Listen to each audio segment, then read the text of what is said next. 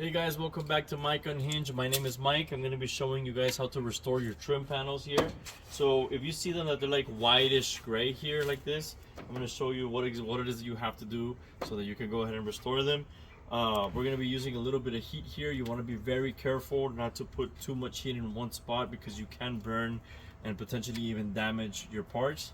So if you want to zoom in real quick with me, how you do it, you see right here,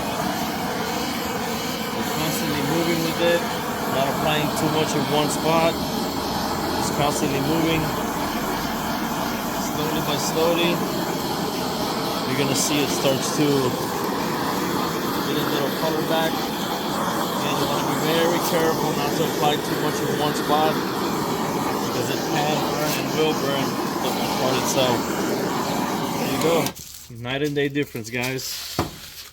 Like and subscribe. Let's go.